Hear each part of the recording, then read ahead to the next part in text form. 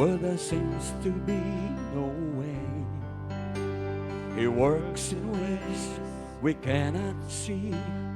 He will make a way for me. He will be my guide.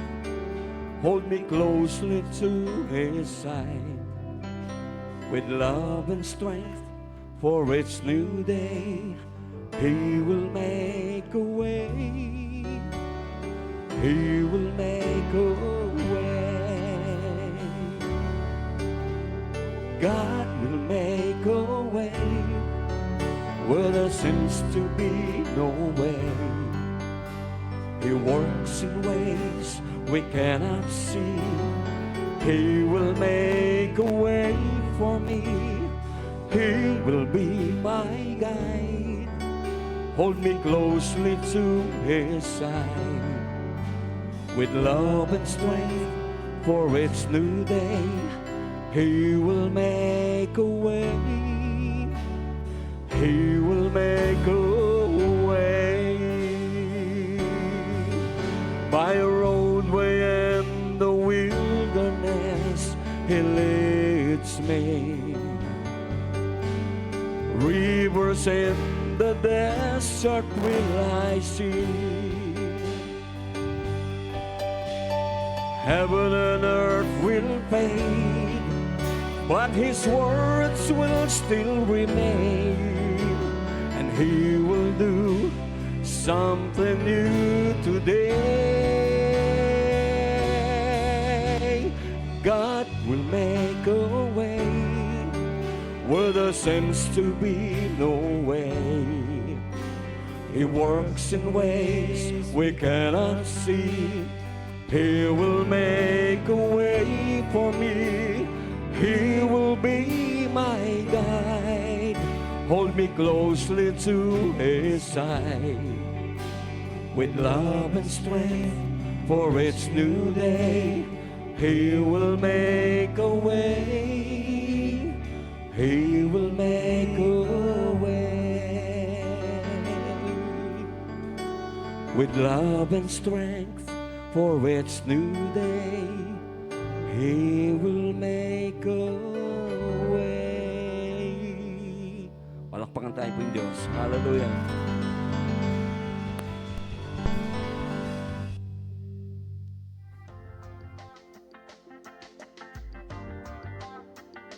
Purihin po ang Diyos. Magandang umaga po. Salamat po sa Panginoon na tayo po ay nakasamba sa Panginoon. Ano po? Mayroon pong pinaprint. Nag-meeting po kami noong nakaraang Miyerkules. Ano po? At napagkasunduan po na kasi po meron po tayong project doon po sa harap yung pong ating canopy. Ano po? At yan po ay meron po tayong nalikom na mga nasa 150,000 pesos. Ano po, para ipagawa po yan. Pero ang sabi po ng nag-estimate para safe tayo, Pastor, mga nasa dapat 300. From the general fund ay kumuha po tayo ng 35 at naging 185,000 na po yun. Ano po? Actually, dapat magiging 200 na po yon dahil magpapadagdag po tayo ng 15,000. Kaya lang wala po yung humahawak nung Thursday. Ano po? Pero meron nang nakalaon po doon, so mga 200,000 po yun. Yung 50,000, doon po sa 200 na yon ay galing po sa general fund. Ano po?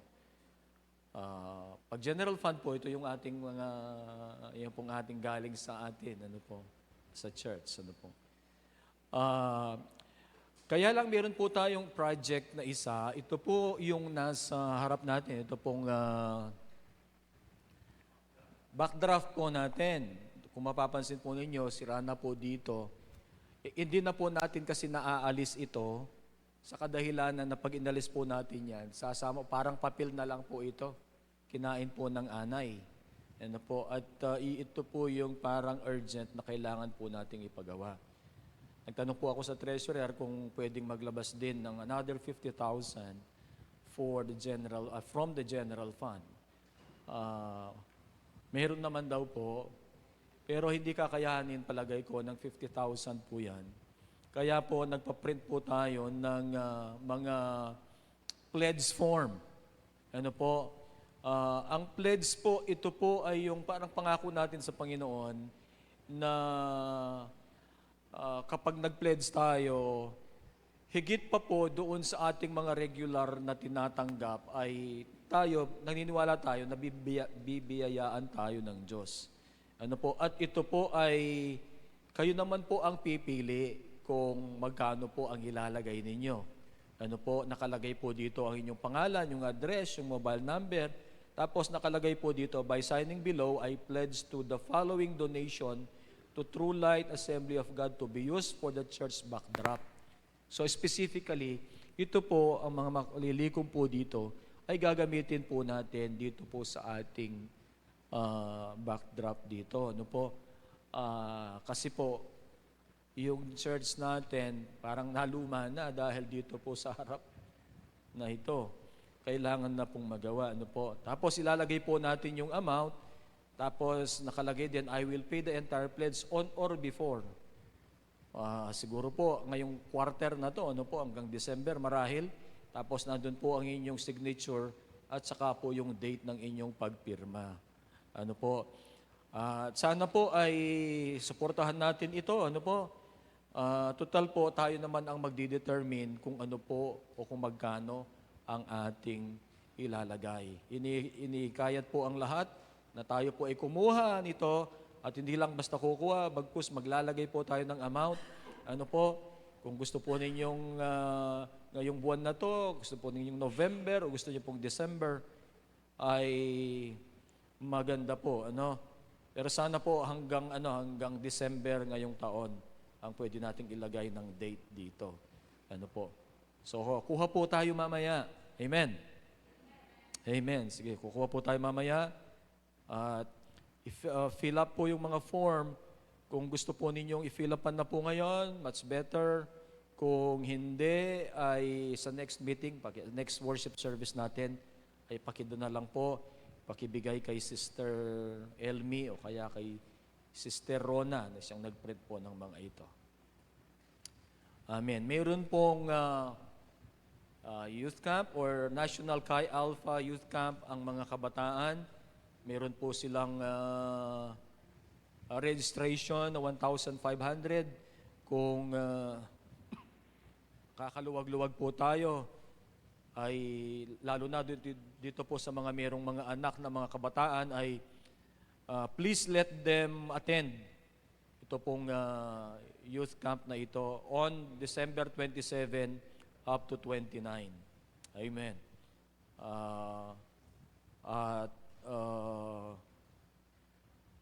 Yung kanilang registration, kung meron po sa inyo na gustong magpa-register o anong tawag doon, yung kayo na po magbayad doon sa kanilang mag-sponsor ng kanila pong, kahit isa lang, ano po, kung kaya natin, o kaya sabihin natin, ito pandagdag, mga 500, mga ganon po.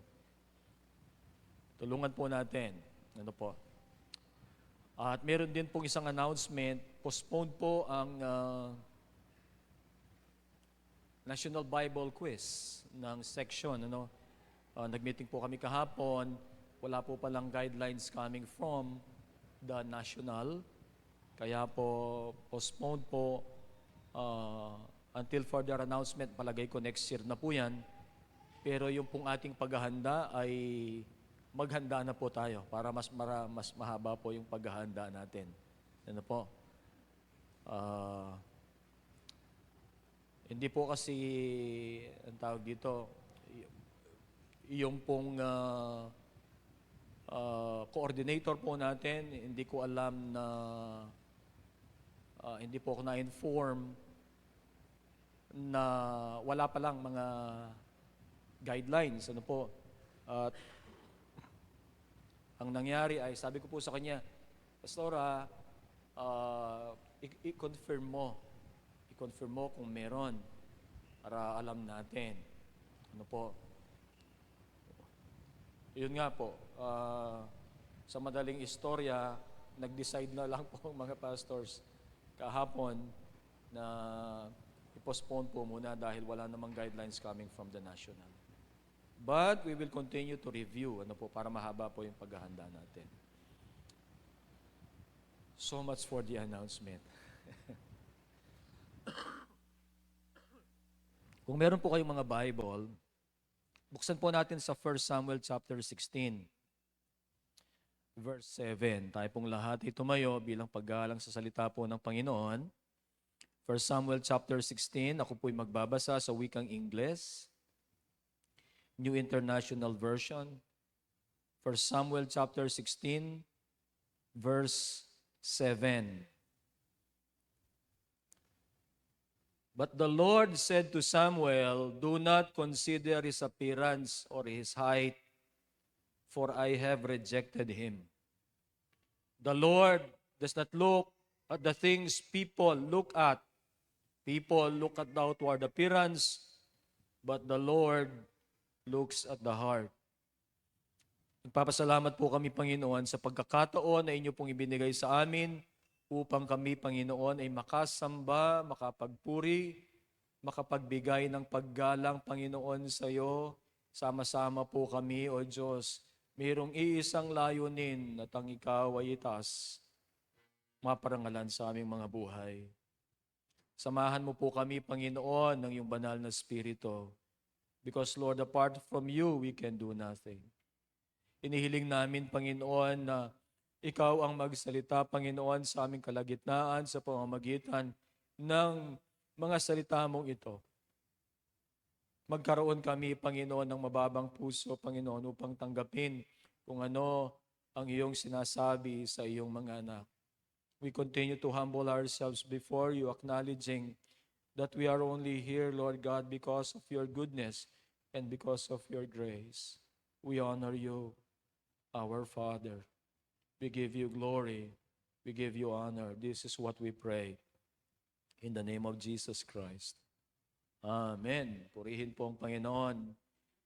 Naranasan niyo na po ba na ang inyong pagsisikap, hard work, ay hindi po napansin?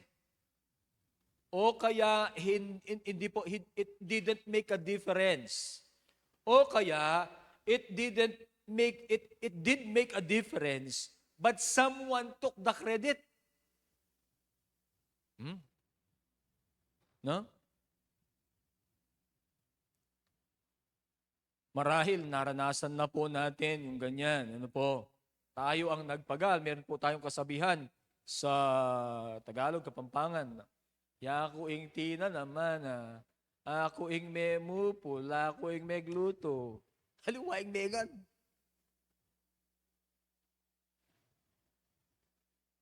Naranasan na po ba natin yon? O kaya hindi tayo pinapansin? Ano po? And as I have said, our work mattered, but someone took the credit. Take heart. Palakasin mo ang iyong loob sapagkat ang Diyos, nakikita po niya ang lahat. Amen. Nakikita ng Diyos, ang sabi po ng 2 Chronicles chapter 16 verse 9, for the eyes of the Lord range throughout the earth. Ang mata ng Diyos, tumilingon, tinitingnan, nandyan, it roams around. The eyes of the Lord range throughout the earth to strengthen those whose hearts are fully committed to Him. Whose hearts are fully committed to Him. Ang sabi naman po ng 1 Peter chapter 3, verse 12, for the eyes of the Lord are on the righteous,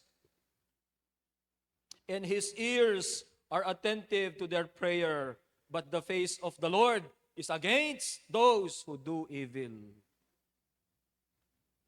Ilang beses po sa mga verses na yan ay binanggit po the eyes of the Lord. The eyes of the Lord. Ang mensahe po ang pamagat ay the God who sees. Ang Diyos na nakakakita. Ang istorya po ay, ang ating text ay patungkol po kay David.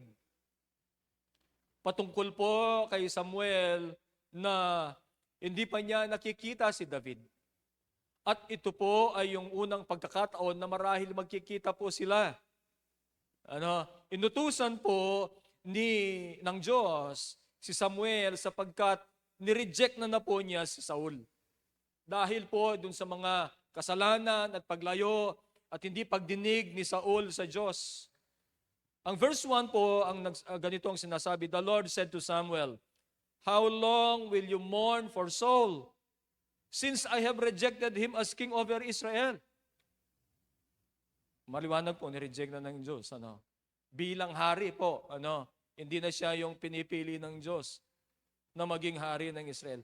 "Fill your horn with oil and be on your way. I am sending you to Jesse of Bethlehem. I have chosen one of his sons to be king." One of the sons. Hindi sinabi ang pangalan. Po. Pero si Samuel, meron po siyang mga reservations. Tandaan po natin, si Samuel ay national figure. He was once the leader of Israel. Siya po yung prophet and at the same time, prophet and priest. Prophet and priest siya. Hindi, nung wala pang hari ang Israel, tandaan po ni sa Samuel, siya yung leader po ng Israel. National po ito. Hindi po local. National. He was the leader of Israel. Pero nagdemand po, humingi ng hari ang nation of Israel at ang unang hari po ay si Saul. Pero sa verse 1, makikita natin na siya po ay nireject ng Panginoon. Kaya mayroong reservation si Samuel. Bakit ko po sinabing national figure siya?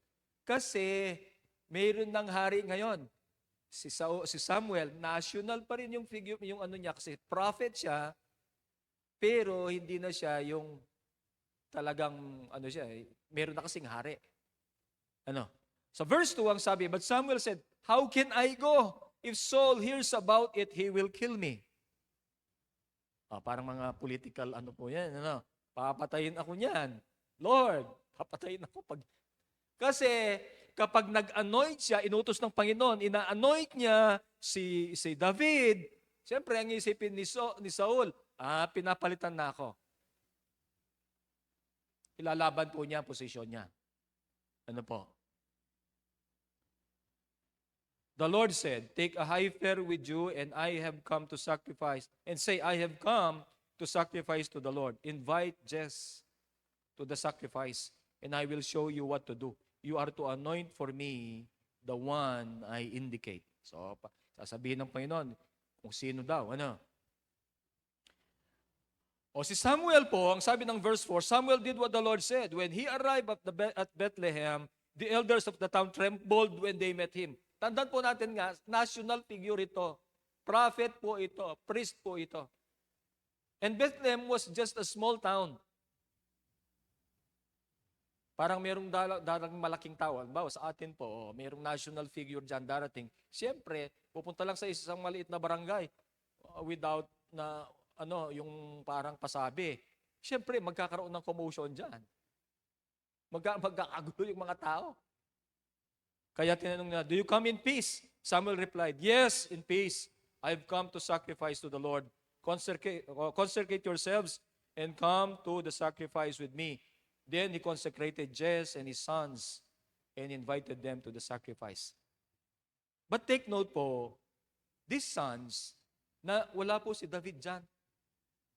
When they arrived, Samuel saw Eliab. Ito po yung panganay. "Surely, the Lord's anointed stands here before the Lord."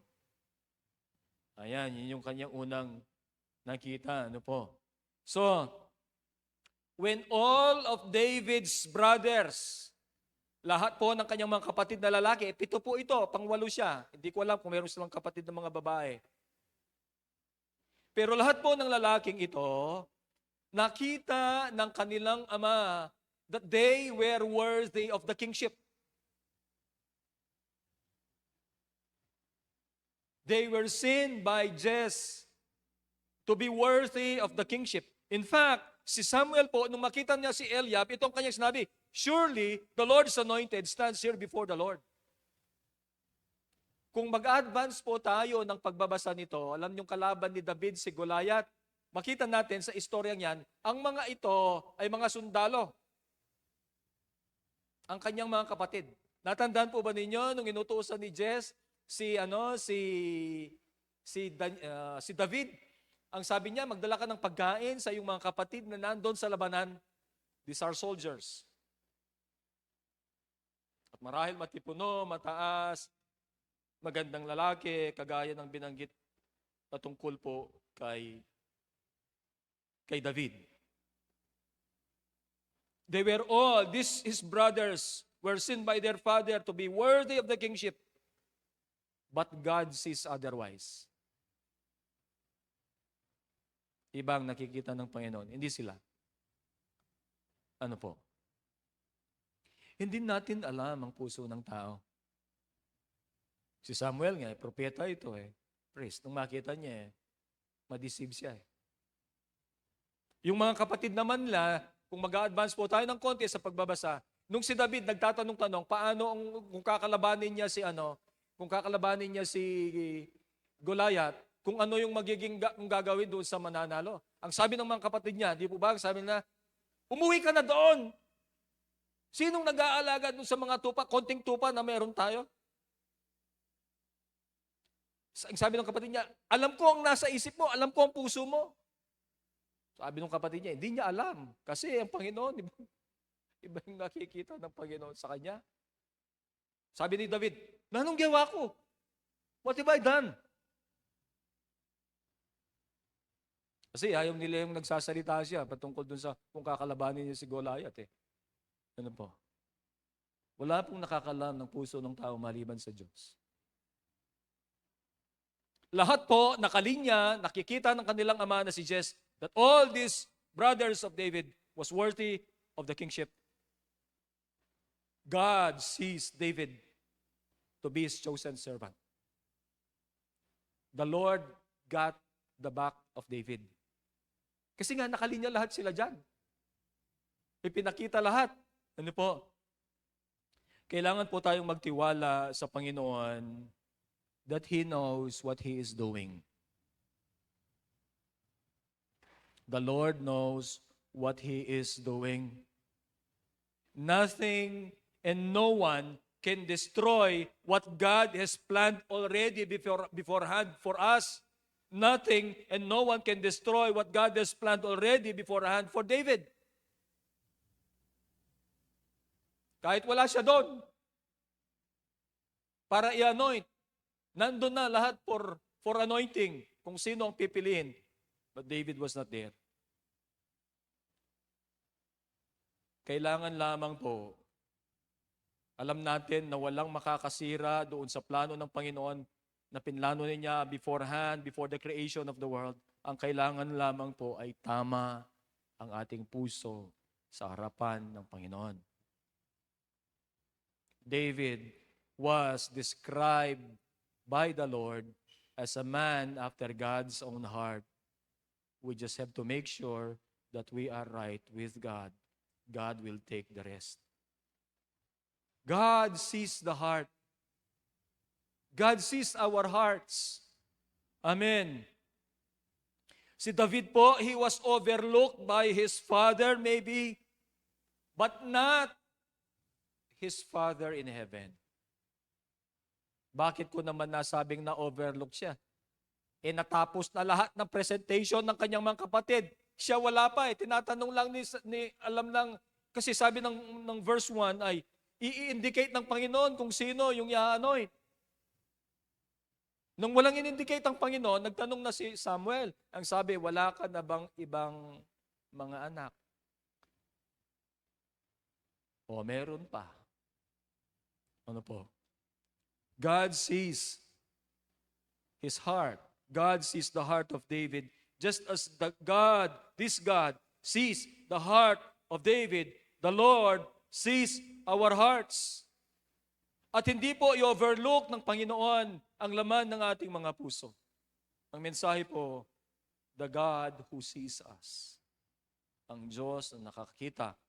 Pag sinabi natin yon, maisip din natin ang Diyos na nakakaalam, na nakakakilala sa atin. Una po, the Lord remembers. The God who sees us is the God who remembers. The God na hindi po tayo kinakalimutan. Si David ba nakalimutan ng kanyang ama? Si David ba na-overlook ng kanyang ama? Na-overlook ba ni Jess?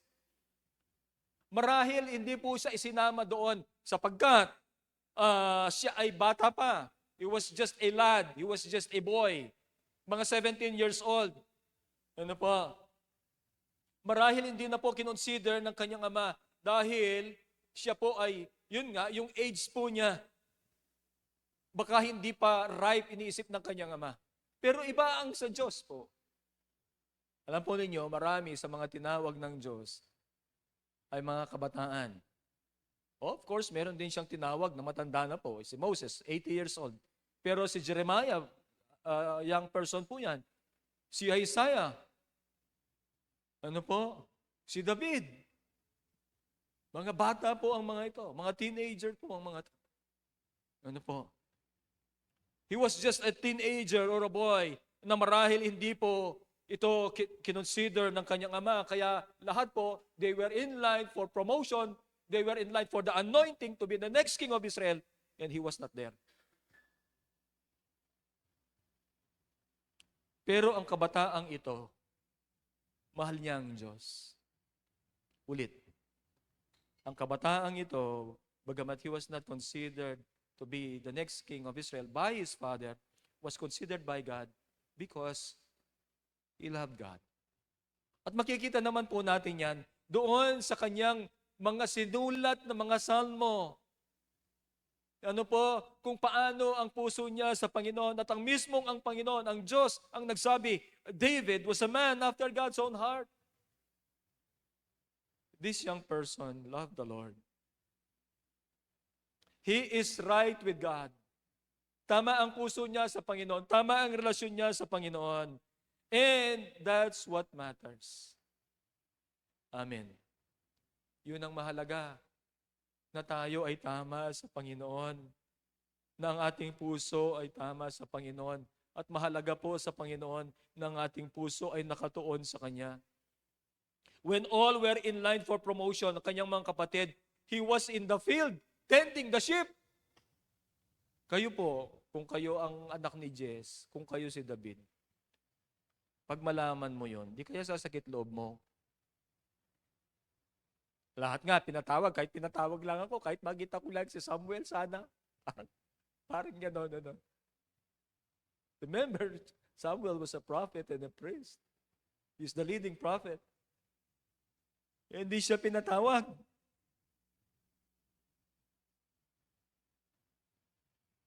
Ang inaalagaan niya, yung mga tupa na pinagkatiwala sa kanya, na sinasabi ng kanyang mga kapatid, yung mga konting mga tupa natin.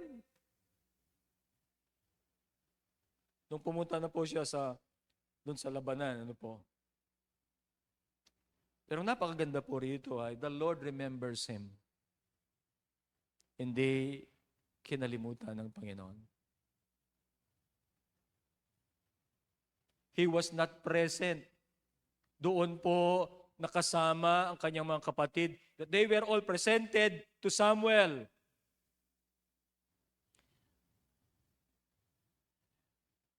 Pero siya hindi. Basahin ko po yung mga sumusunod na, na-reject na si Eliab, ano? Sa verse 9. Then Jess called Abinadab and had him pass in front of Samuel. But Samuel said, the Lord has not chosen this either. Natuto na si Samuel. Nung una, na-deceive siya. Doon sa looks, doon sa dating ni Eliab. Pero kasi ang sabi ng Panginoon, ang sasabihin ko sa iyo, yun yung pipiliin mo. The one I indicate, ang sabi po ng verse 1, ano? Verse 3, you are to anoint for me the one I indicate. So yung sasabihin ng Panginoon. Ay, si Abinadab sumunod. Ay, wala. Verse 9, just then had Shammah passed by, but Samuel said, no, nor has the Lord chosen this one. Just had 7 of his sons pass before Samuel. 7.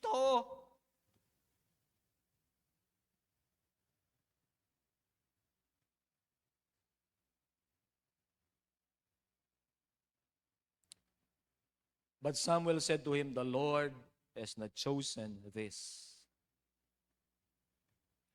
Siyempre po, alam ni Samuel, makita natin doon sa verse 1, na sabi niya, punta ka sa bahay ni Jesse, I will anoint the next king, kung sino ang indicate ko. Naubos na yung mga pinipresent niya eh. Kaya nagtanong siya. Sa verse 11, so he asked Jesse, are these all your sons you have? Ito na ba mga anak mo? Hindi magkakamali yung Panginoon. There is still the youngest, ang sabi niya. Jesse answered, he is tending the sheep. When all were in line for anointing, he was tending the sheep. Ang sabi ni Samuel, send for him. We will not sit down until he arrives. Mayroon pa siyang ano ngayon? Mayroon pa siyang ano yun, yung pag-entrance, grand entrance, ang tawag natin doon. Send for him. Ang sabi ni Samuel, wala naman magawa sila. So he sent for him and had him brought in. He was glowing with health and had a fine appearance and handsome features. Ang sabi po ng ibang he was ruddy. Galing sa init, namumula-mula yung balat. Pagkakita po, ang sabi niya dyan, then the Lord said, rise and anoint him. This is the one. Hallelujah. Ini-etsipwera eh. Pero ang sabi ng Panginoon, rise and anoint him. Wala po siya doon. Wala po si David doon sa sitwasyon na yon, doon sa anointing na yon. But God was there. At siya yung magtatanggol. Siya yung tatayo para doon sa wala na siyang pinili ng Panginoon. Siya ang kalooban ng Panginoon upang maghari po sa Israel. God has willed for David, and that the will of the Lord, it had come to pass. Because he was anointed, and after 13 years, he would be the next king of Israel. Alam po ninyo, ang Panginoon hindi po nakakalimot. Tama ang puso natin, ang tama ang buhay natin. Siyang magtatanggol sa atin. Hindi po niya kinalimutan si Joseph. Napakaraming mga paghihirap po ni Joseph. Yung pinakahuli ay yung nandun po siya. Of course, kung bagitin po natin, kasama din po din kapatid na because he was the favorite of his father. Of course, nire-refine po kasi sa leadership kanina, makikita po natin na nire-refine ng Panginoon. Si Joseph. Madami siyang naranasan po sa buhay. Papatayin siya ng mga kapatid sana niya. Pero binenta na lang as a slave. Pagkatapos po, he was falsely accused of rape. At nandun po siya, languishing in the dungeon for a sin he did not commit. At pagkatapos, magkaroon siya ng chance na ipasabi sa hari dahil mayroong nakulong na cupbearer and baker na naginip at nagpapatulong siya. Pag nandun ka na sa hari, nandun ka na kay Pharaoh, sabihin mo, wala akong kasalanan. Set up ako. Ganun po yung sinasabi niya. Alam po niyo, ilang taon ang nakaraan bago siya naalala nun. Kung hindi lamang po na naginip ang hari, 2 years. Pero ano pong maliwanag doon? Hindi po siya kinalimutan ng Diyos. It would take years. Pero hindi po makakalimot ang Panginoon. He didn't forget Joseph when he was in the dungeon and he became the next ruler of Egypt, next only to Pharaoh. Hallelujah. The Lord remembers. He will remember you. Naniniwala po kayo doon? He will remember you.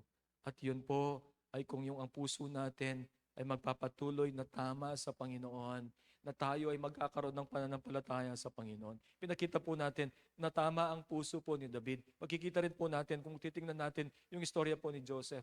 Hindi po siya naging bitter sa kanyang mga pangyayari sa kanyang buhay. Bagkus, yan po ay naging dahilan upang ipakita niya ang kanyang pananampalataya sa Panginoon. Paano po natin nasabi yon? Ang sabi kasi ni Joseph ay, you meant it for evil, but God meant it for good. Nasaan ang bitterness doon? Walang bitterness doon. Tapos nung ang kanyang mga kapatid, namatay na ang kanilang tatay, nisip nila, ay baka si daddy lang ang nag-ano dyan.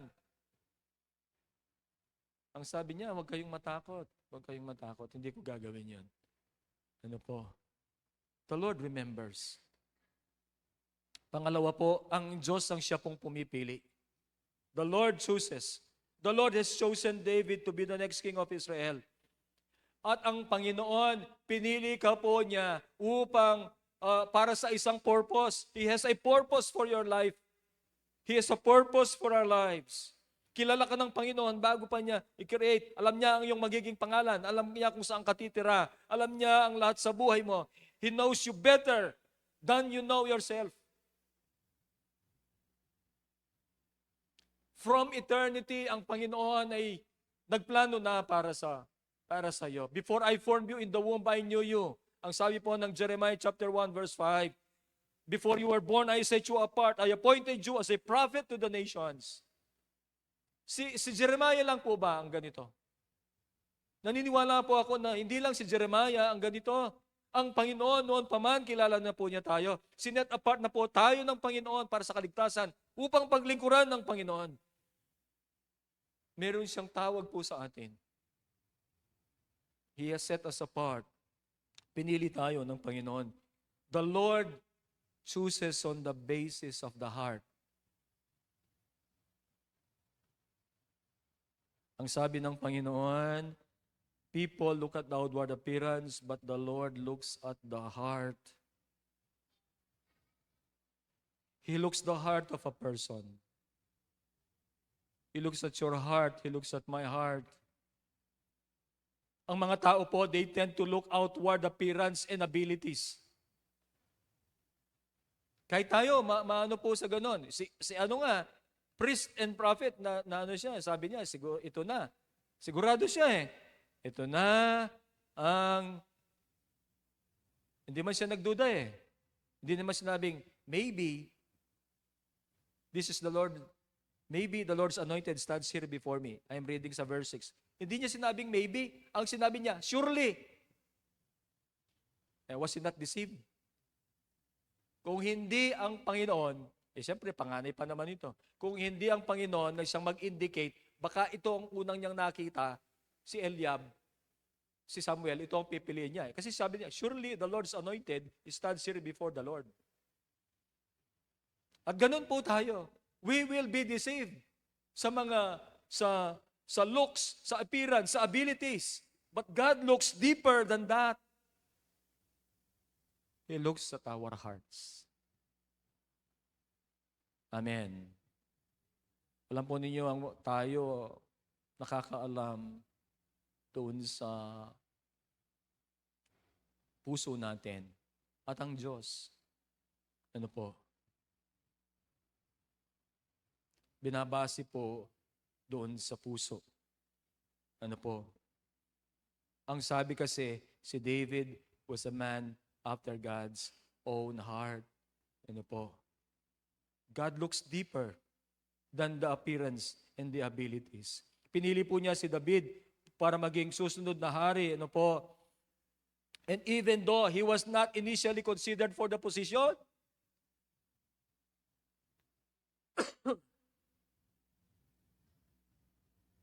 Pero dahil hindi po nakakalimot ang Panginoon at ang Diyos ang pumipili, He was anointed anyway.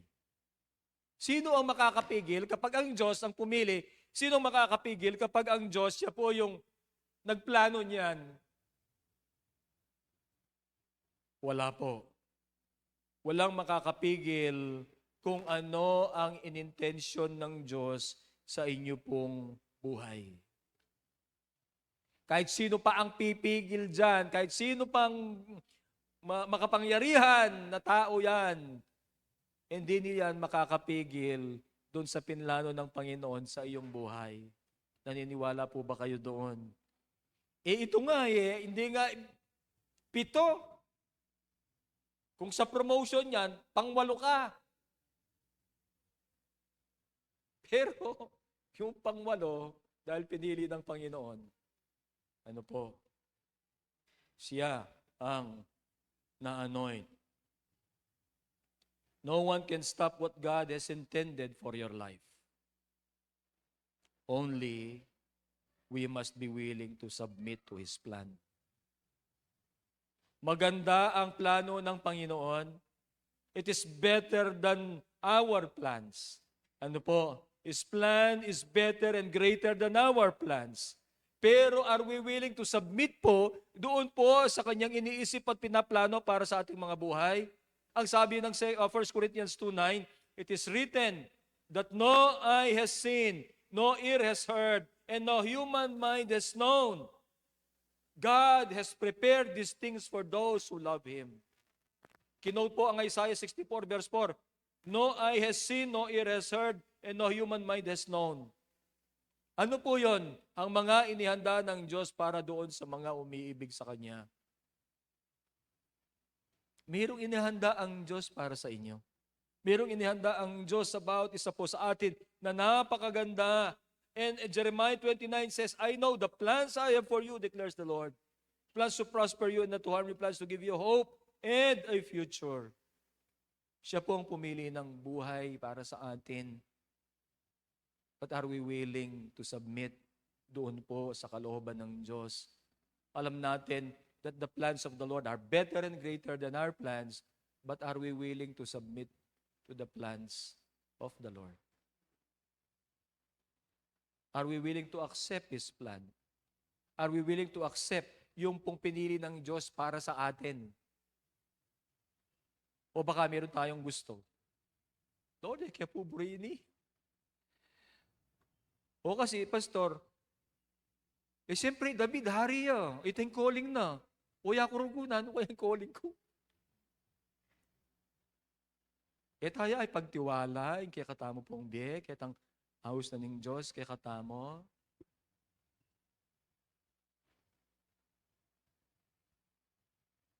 Balo na po ng Diyos. Po. At sana, ganun po, tatanggapin natin kung ano ang planong ng Diyos na pinili po niya para sa atin. At ako po'y naniniwala, God has created us and He has built us for that wonderful plan. Hindi tayo kikreate ng Panginoon na hindi tayo magmamatch doon po sa Kanyang plano, sa Kanyang kalooban para sa ating mga buhay. Kaya tanggapin natin kung ano yung kalooban ng Panginoon at plano niya para sa atin. Amen. The God who sees is the God who remembers and the God who chooses. And He is also the God who promotes. Balikan po natin yung pag-anoint, When all of David's siblings, brothers specifically, were lined up for promotion, he was tending the sheep in the field. Maliwanag po yan na sinabi, ang sabi sa verse 11, are these all the sons you have? There is still the youngest. Jesus answered, He is tending the sheep. Now, doon po sa sovereignty ng Panginoon, doon po sa kanyang kapangyarihan, He is the one who exalts a person. He can exalt, He can promote a person, and He can also humble a person in His sovereignty. Ang sabi po dito sa The Passion Translation ng Psalm 75, verses 6 to 7, "This I know, the favor that brings promotion and power doesn't come from anywhere on earth. For no one exalts a person but God." No one exalts a person but God, the true judge of all. He alone determines where favor rests. He anoints one for greatness and brings another one to his knees. Matakot tayo sa Diyos. Siya ang pwedeng mag-exalt, siya ang pwedeng mag-promote. Ano po, eksakto po ang word nito ng The Passion Translation. "This I know." Ang sabi po ng sumulat ng Psalm, the favor that brings promotion and power doesn't come from anywhere on earth. It doesn't come anywhere from the earth. For no one exalts a person but God. It's God alone. Kung gusto kang itaas ng Panginoon, sino po ang pwedeng pumigil ng pagtaas sa iyo ng Panginoon, pag-bless ng Panginoon, pagbigay ng favor ng Panginoon? Sino po ang pwedeng pumigil niyan? Nining makasag ka? Wala po. Parati ko pong tinatanong, kung ang Diyos naman, mag-decide na a person ay i-humble niya, dahil hindi tama ang puso niya sa Panginoon, sino rin ang pwedeng pumigil sa Diyos? When He exalts a person, sino pong pumigil sa Diyos na makapangyarihan ito? When He humbles a person, sino pwedeng pumigil dyan sa Diyos? The Lord promotes. The Lord exalts. The Lord gives favor. At ang maganda po nito, si David, hindi man niya ito alam. Hindi man niya inanasa. Nandun po siya eh. He was tending the sheep. Hindi niya alam. Wala siyang hinagap, wala siyang hinala. Wala. Nandun siya. Hindi siya pinatawag. Hindi siya in-inform. Sabi ko nga, but the Lord was there. The Lord was there. God prepared it for him. God prepared it for him. Ano pong makikita natin dito? We must learn to wait and trust the Lord. Amen. Learn to wait and trust God. God prepared it for him. We must not force our situations. Hindi kalooban ng Panginoon. Pinipilit po natin. We are just hurting ourselves. Not only hurting ourselves, pinapagod po natin ang sarili natin. Learn to wait and trust in the Lord. Mayroon pong sikat na verse sa kapag mga graduation. Nakikita ko sa Facebook. Siguro, ma-memorize nyo na ito, mas alam nyo pa sa John 3:16. Ang sabi, when the time is, ma-quote ninyo, when the time is right, I, the Lord, will make it happen. Parating nating nakikita. Isaiah 60 verse 22. Totoo po yan, salita ng Diyos yan. When the time is right, I, the Lord, will make it happen. The Lord made it happen to David. Made it to happen. Sa buhay po ni David, wala man siya doon, wala man siyang kaalam-alam. Pero yun ay pinili ng Panginoon. Pero yun, nalala siya ng Panginoon. Ipinagtanggol ng Panginoon. Tinaas ng Panginoon. Binigyan ng favor ng Panginoon. Kahit hindi po niya alam, ang alam lang natin na si David tama ang puso niya sa Panginoon.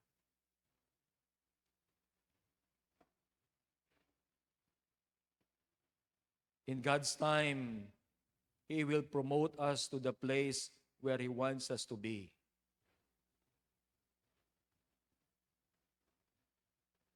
ang Diyos ang maglalagay po doon. Na kung saan, doon sa nilalagay tayo ng Diyos sa lugar na yon ay nandun po ang kanyang favor, nandun po ang kanyang blessings.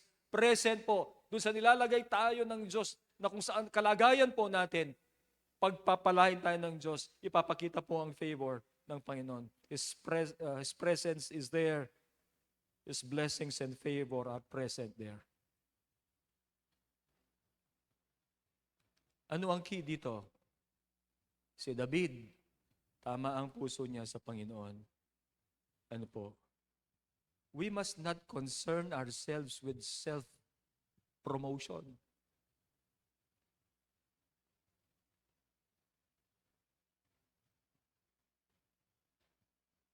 Because ang exaltation comes from the Lord. Ang sabi po sa Proverbs, let other people praise you. Never do it yourself.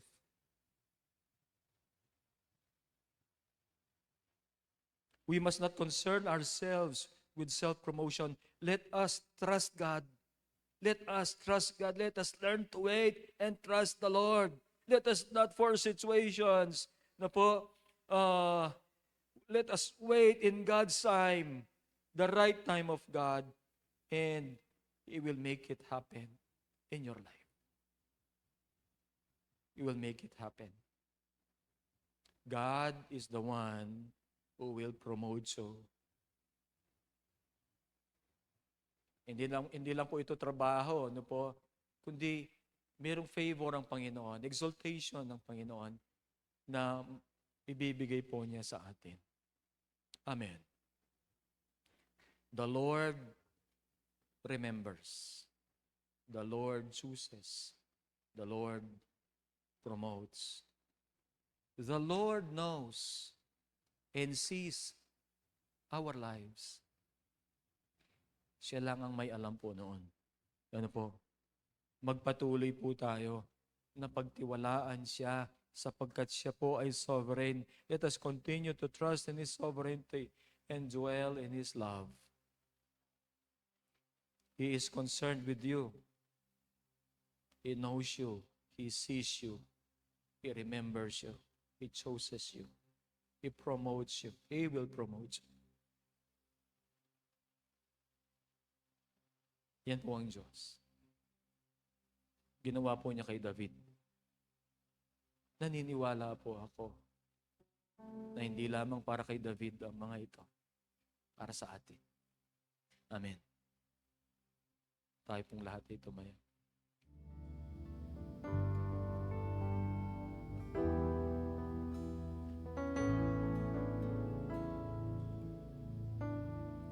Narito kami, nagpapakumbaba, sumasamba sa iisang Diyos. Hinahanap namin kariktan ng iyong mukha, sumasamo sa iyong pagkilos, at sa himig na hain aming dalangin, kami katagpuin. Iparanas mo sa amin iyong kapangyarihan, ipamalas mo sa amin ang iyong kalwalhatian, hanggang ang aming kaluluwa'y matuspos ng lubusan, at sa aming kalagitnaan bumaba ang kalangitan. Dakila ang iyong ngalan.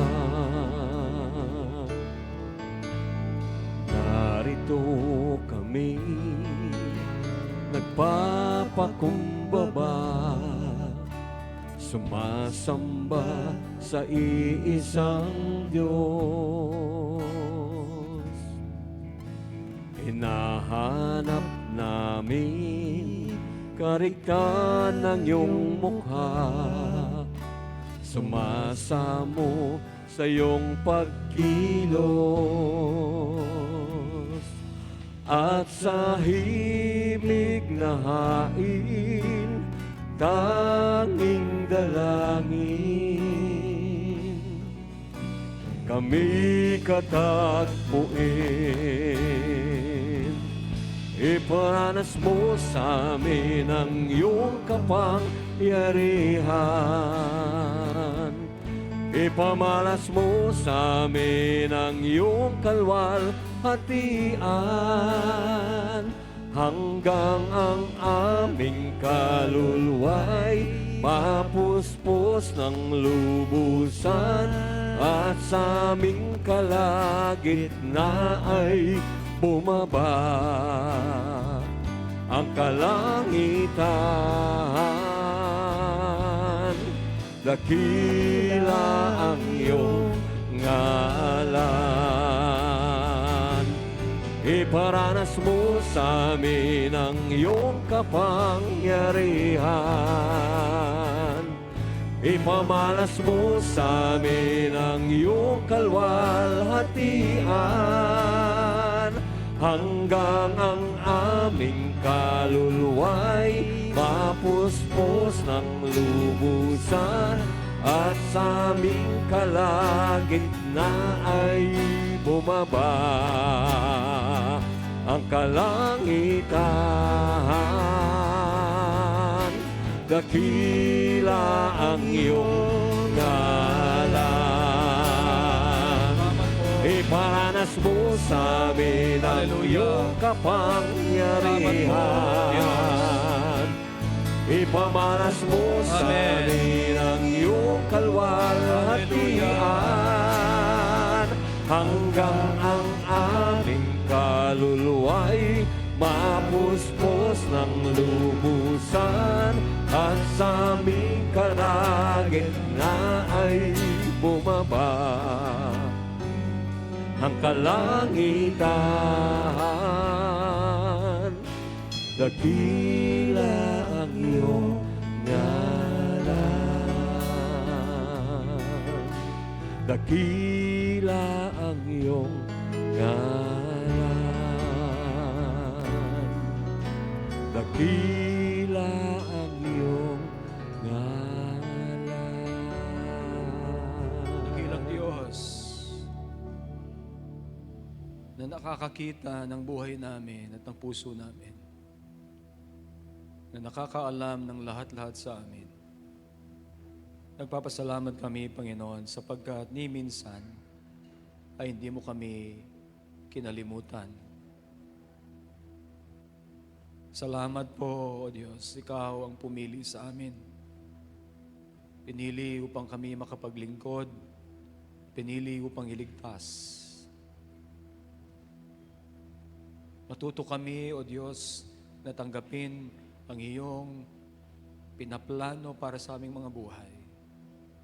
Salamat dahil sa iyo nanggagaling, Panginoon, ang pagpapala at ang pabor, Panginoon. Salamat po. You anoint one for greatness and brings another one to his knees.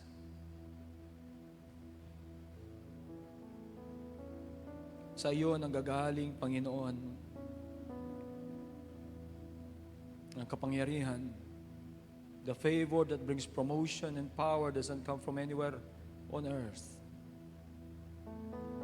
For no one exalts a person but God. Salamat, Panginoon. Salamat sa iyong dakilang plano para sa amin. Lord, nawa maging tama ang aming puso, na makita mo ang aming puso, O Diyos, na nagmamahal sa iyo, nakatuon sa iyo. Na ang lahat-lahat sa buhay namin ay Ikaw, Panginoon, ang ninanasa. So that we experience, Lord, ang iyong kabutihan. Hallelujah. Salamat po.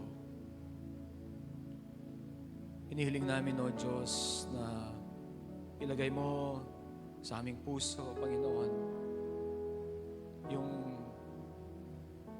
inuutos mo, Panginoon, that we love the Lord with all of our heart, soul, mind, and strength.